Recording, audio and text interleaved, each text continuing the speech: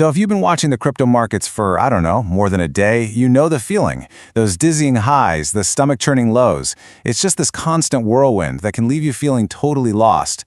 But what if you could actually find the real signals hidden inside all of that noise? Well, that's exactly what we're going to do today. Right. So that's the real question, isn't it? Beyond all the hype, beyond the crazy headlines, what is actually moving the price of a digital asset? What are the signals that can tell us what's really going on under the hood?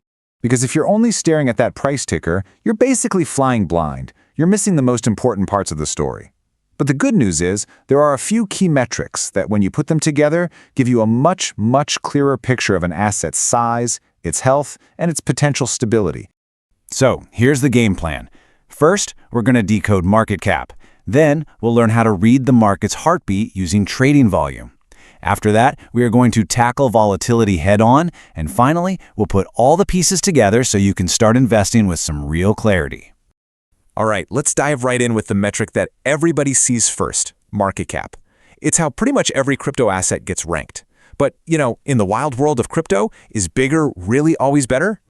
Okay, so market cap is the go-to number for sizing up a project. And the math couldn't be simpler. You just multiply the current price of a coin by the number of coins that are actually circulating in the market.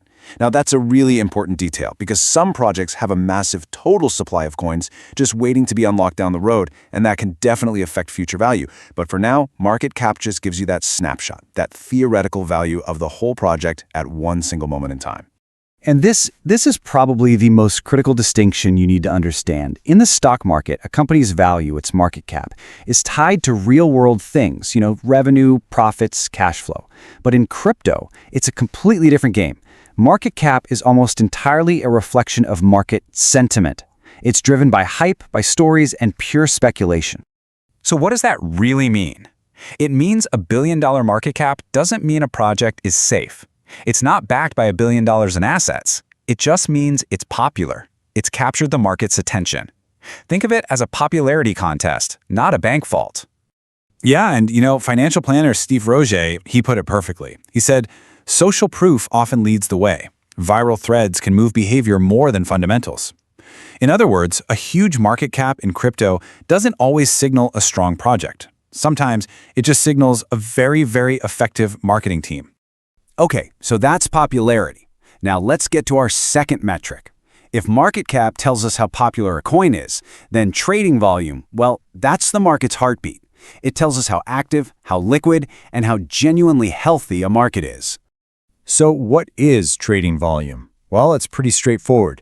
It's just the total value of an asset that has changed hands over a specific period. Usually, we look at a 24-hour window. It's a direct measurement of market activity and investor interest.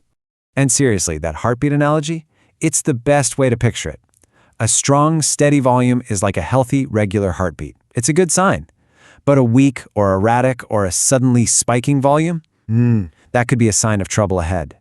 I mean, just look at the difference here. It's absolutely wild.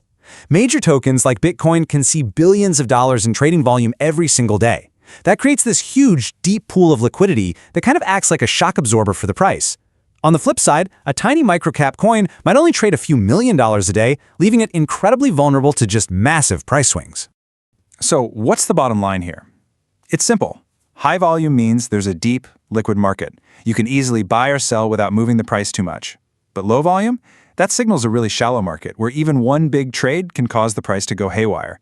That's exactly where things like price manipulation can happen. And all of this, of course, brings us to the big one, the emotional roller coaster that is crypto volatility. The price swings can be absolutely intense.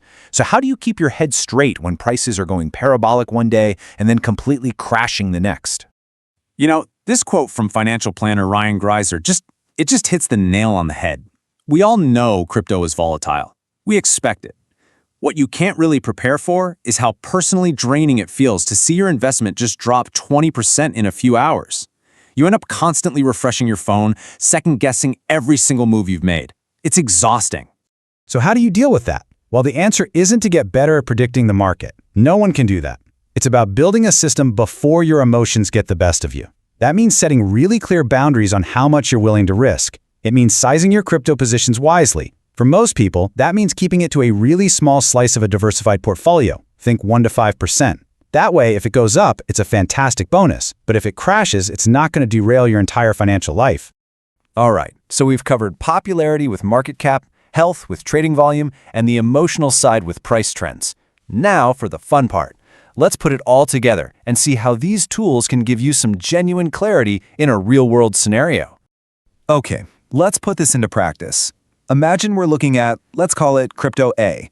It's got a huge $50 billion market cap, a really healthy $1 billion daily trading volume, but the price has dropped 10% this week.